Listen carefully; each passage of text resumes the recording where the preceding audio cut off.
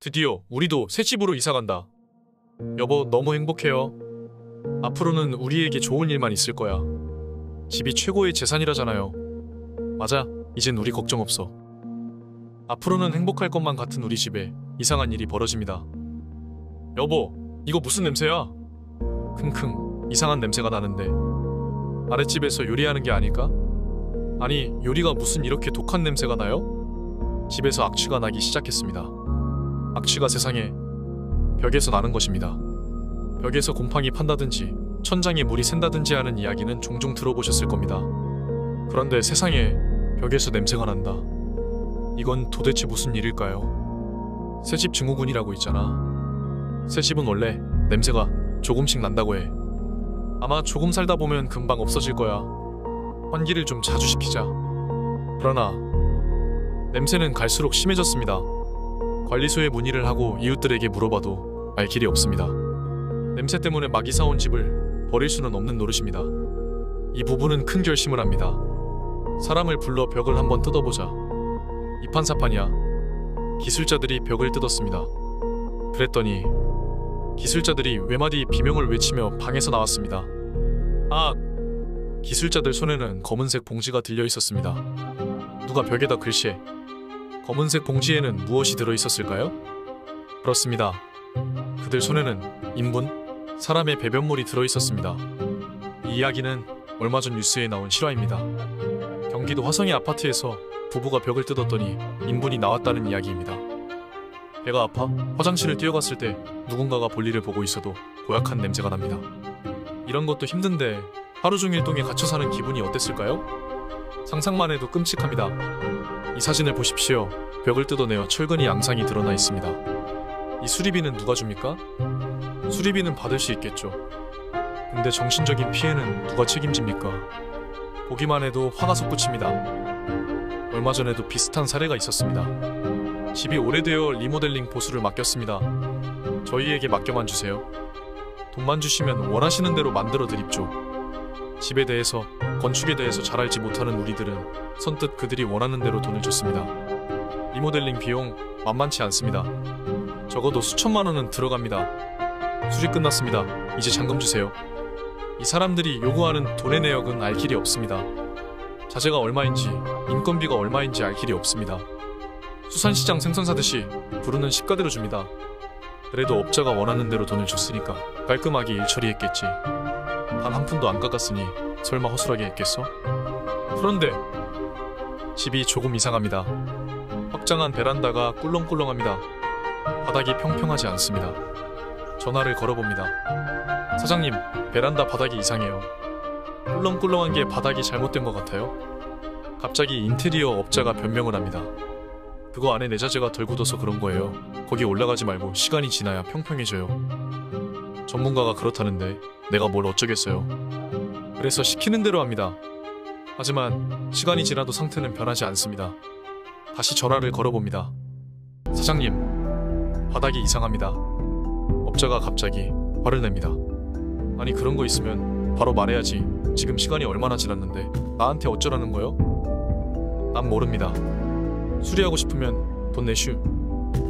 황당하고 답답하고 화가 납니다. 이런 경우가 있습니까? 다른 업자에게 수리를 맡겼습니다. 이 사람은 믿을 만한 사람입니다. 이 사람이 갑자기 우리를 부릅니다. 여기 좀 와보세요. 큰일이에요. 새 업자가 부르는 곳으로 갔습니다. 우리는 그만 자리에 주저앉고 말았습니다. 베란다 바닥 아래에 쓰레기들이 가득 차 있었습니다. 우리 집 리모델링을 담당한 업자가 쓰레기를 베란다 바닥에 깔고 간 것입니다. 이 사람들은 도대체 왜 이러는 걸까요? 이런 사람들의 특징 세 가지를 한번 알아보도록 하겠습니다. 첫째, 책임감이 없습니다. 자신에게 주어진 업무를 온전히 소화하기 위해서는 전문성이 필요합니다. 전문성은 교육과 경험을 통해서 기를 수 있습니다. 허나 이렇게 길러진 전문성은 책임감과 별개입니다. 대학교 학위 혹은 석박사 출신의 고학력자들이 사회에서 벌이는 어처구니 없는 행태들을 보십시오. 둘째, 소속감이 없습니다. 한 직장에서 오래 근속하지 못하며 여기저기 떠돌이 생활을 합니다. 자신의 꿈을 찾는다고 얘기하는데 그놈의 꿈은 잠자면서 다 꾸는지 아직도 찾고 있나 봅니다. 어른들이 조언해주면 자신은 자연인이고 바람과 같다고 얘기합니다. 속세는 지나가는 것이라고 생각하며 진지하지 않습니다. 자신만의 개똥 철학이 있으며 타인의 생각은 귓등으로도 듣지 않습니다. 이런 사람들은 워라벨이니 뭐니 속 편한 소리하기 좋아합니다. 직장을 돈을 벌기 위한 수단이라고만 생각합니다. 나는 그냥 시키는 대로 할 뿐이야. 내가 열심히 해봤자 변하는 게 없어. 나는 그냥 말단사원일 뿐이에요. 전 아무것도 모릅니다. 왜 나한테 그런 막중한 책임을 묻는 거야? 내가 하는 일은 누구나 할 수 있는 일이야. 이렇게 생각하는 사람들은 직업이 자신들 인생에서 어떤 영향력을 주는지 이해하지 못합니다. 모든 시민은 노동의 의무가 있습니다. 요즘 사람들은 이 노동이라는 행위를 굉장히 부정적으로 생각합니다. 노동이라는 것은 돈 없는 거지들이나 하는 거야. 나는 너무나 고귀해. 그런 하찮은 일을 할 수 없어. 나는 너무 잘났어. 내 인생은 너무 소중해. 이렇게 생각합니다. 어르신들이 정년퇴직 후에 더 이상 금전적인 필요가 없어진 후에 자녀들 다장성에서 큰돈이 필요 없지만 그래도 일을 하는 경우가 많습니다. 심지어 무료로 자원봉사하는 경우도 많습니다. 이런 분들은 노동이라는 행위를 가장 잘 이해하는 성숙한 시민의 모범적인 표본이라고 할 수 있습니다. 사회는 사회를 구성하는 시민 없이는 작동할 수 없는 하나의 유기체입니다. 우리가 노동을 하는 이유는 금전적 보상이 목적일 수도 있지만 노동을 하는 과정에서 우리는 우리 주변, 즉 사회를 윤택하게 하고 있습니다. 셋째, 정신력이 약합니다. 자신이 생각하는 대로 세상 모든 일이 진행되어야 하며 조금이라도 틀어지거나 마음에 안 들면 앓는 소리를 합니다. 자신이 피해자인 양 행세합니다. 자기가 벌인 일은 온데간데 없고 남들이 자신을 해친다고 얘기합니다. 대부분의 사람들은 이런 종류의 인간들을 피해 다닙니다. 무서운 게 아니고 귀찮고 더러워서 그런 겁니다. 하지만 우리가 계속 피해 다니니까 자기의 행동거지가 세상에 허용된다고 착각을 하고 삽니다. 이런 인간들은 사람들과 말싸움하는 것이 일상입니다. 거짓말은 자기가 다 해놓고 약속은 자기가 다 어겨놓고 나중에는 변명만 합니다. 변명도 제대로 된 변명이면 듣는 사람 기분이라도 덜 나쁘지 이 사람들은 그저 호랑말코 같은 소리만 짓거립니다. 듣고 있으면 사람 기가 빠집니다. 그래서 그냥 우리는 손을 놓아버립니다. 이게 바로 이런 인간들이 노리는 겁니다. 우리가 알아서 포기하기를 바랍니다. 아주 질이 나쁜 인간들입니다. 한국 인력은 해외에서 인기가 많습니다. 영어 공부한답시고 젊은 사람들이 호주나 뉴질랜드의 워킹홀리데이, 즉 취업비자를 통해서 일을 합니다. 대부분 농장과 공장에서 일을 하는데요. 외국인 사장들은 한국인들을 최고로 좋아합니다. 불평불만 없지, 시간 잘 맞추지, 열심히 일하지. 모름지기, 사장님들이라면 좋아할 만한 모든 조건을 갖추고 있습니다. 그건 당연한 거 아니냐? 그런 걸 안 지키는 사람이 어디 있냐? 이렇게 생각하실 수 있겠지요. 그런 사람들이 많은 나라 있습니다. 시간 안 지키고 불평불만하고 띄엄띄엄 일하는 사람들 있습니다. 우리나라 사람들이 근면성실한 것은 어린 시절부터 학습된 습관입니다. 몸에 배어 있습니다.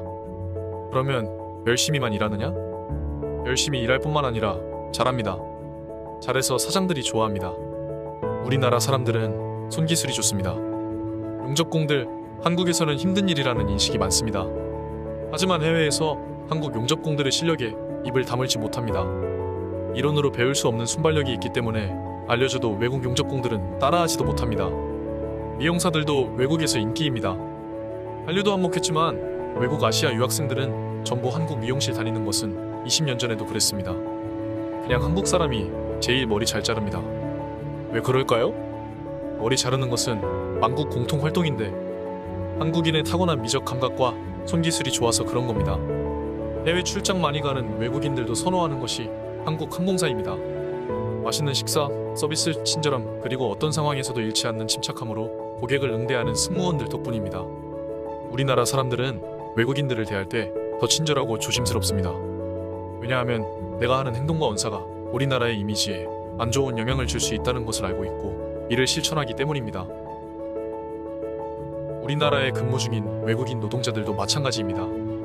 각종 범죄 뉴스가 나오면 저건 외국인이 저지른 범죄야. 우리나라 사람들이 그랬을 리가 없어. 못 배운 사람들이 저질렀겠지.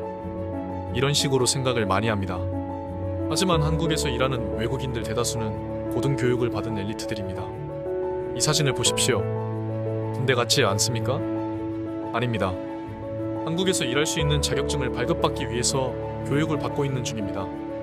육체적으로 정신적으로 쉽지 않습니다. 하지만 가족과 미래를 위해서 참고 인내하는 것입니다. 한국에서는 각종 개그 프로그램에서 한때 외국인 노동자 놀리기가 유행이었습니다. 어눌한 한국말을 웃음거리로 삼았습니다. 한국말이 배우기 쉬운 언어라고 생각하십니까? 한국어는 우수한 언어는 맞습니다. 하지만 외국인들이 배우기 쉽지 않은 언어입니다. 평생을 영어 공부하는 한국인들이 외국만 나가면 꿀먹은 벙어리 되지 않습니까? 다른 나라의 언어를 학습하는 것은 결단력이 필요한 행동입니다. 한국 문화와 언어, 예의범절까지 배우고 한국에서 일하는 일꾼들을 근거 없이 욕하지 마십시오. 그들이 한국에 오는 이유는 우리나라 사람들이 그런 일이 하기 싫어서 오는 것입니다. 우리나라 사람이 해야 할 일을 대신해주는 소중한 분들입니다. 왜 손님을 욕보입니까? 벽에다 인분 넣은 사람이 외국인 노동자라는 사람이 있습니다. 과연 그럴까요? 벽에다 인분을 넣는 것이 혼자 힘으로 가능할까요? 냄새 풀풀 나는데 모두 다 참고 일했을까요? 외국인 노동자가 관리 감독을 전부 다 했을까요? 한 사람의 책임이 아닙니다. 근거 없는 외국인 혐오는 하지 말아야 합니다. 이분들은 한국에 필요한 인재들입니다. 외국인 노동자가 하루아침에 사라지면 한국 경제가 제대로 돌아갈 것 같습니까? 없으면 아쉬운 건 우리들입니다. 외국인이든 내국인이든 죄 없는 가족의 집에다 오물을 투기한 사람은 큰 잘못을 한 겁니다. 버릴 거면 그냥 바닥이나 화장실에다 버리지 왜 굳이 벽에다 숨겨둡니까? 자신이 잘못했다는 것을 명백히 인지하면서 했다는 뜻 아닙니까? 완전히 고의라고밖에 볼 수 없습니다. 앞에서는 순진무구한 척하면서 자신의 이익을 챙기고 뒤에서는 추악한 면을 숨겨놓는 전형적인 양의 탈을 쓴 늑대입니다. 이런 사람들은 가머니슬로 사람들의 마음을 녹이는데 정성을 다하며 외적으로 보이는 이미지에 신경을 많이 씁니다. 자신의 얕은 전문성을 바탕으로 자기에게 의존하게 만듭니다. 그리고는 사람들의 경계가 허물어졌을 때 자신의 본색을 드러냅니다. 그때는 피해자에게 이미 늦었습니다. 책임을 지라고 따지면 법적으로 하자가 없다는 둥 궤변을 늘어놓습니다. 가면 쓴 인간들이 법을 좋아하는 이유가 무엇일까요? 법으로 많이 혼났기 때문입니다. 일반인들은 태어나서 경찰서 갈 일이 손에 꼽습니다. 경찰서 안이 어떻게 생겼는지는 TV로만 보통 보지 않습니까? 가면 쓴 작자들은 경찰서를 제 안방 드나들듯이 자주 갑니다. 법원도 마찬가지입니다. 이런 사람들은 법적 처벌을 많이 받아 보았기 때문에 감옥에 가는 경험이 무섭지 않은 겁니다. 적자생존 운운하면서 자기만 잘 살겠다고 떠드는 가십덩어리 인간들 언젠가는 벌을 받을 겁니다. 당신들이 거리에 쓰레기 버린다고 세상이 끝나지 않습니다. 어려운 사람 안 도와줘도 세상이 끝나지 않습니다. 왜 안 끝나는 줄 아십니까? 누군가가 쓰레기 치우고 어려운 사람을 도와주기 때문입니다. 자신이 하는 행동에 대한 결과가 보이지 않는다고 해서 책임이 없는 것이 아닙니다. 사회에 해를 가해도 국가는 넓은 아량으로 이런 사람들을 품어줍니다. 지금도 늦지 않았습니다. 하루살이 같은 인생을 살지 말고 감사하는 마음을 가지고 건설적으로 살아보는 게 어떨까요? 오늘의 소식은 여기까지입니다. 저는 다음에 더호빵처럼 따끈한 뉴스를 가지고 오겠습니다. 잘 보셨다면 구독과 좋아요 부탁드립니다.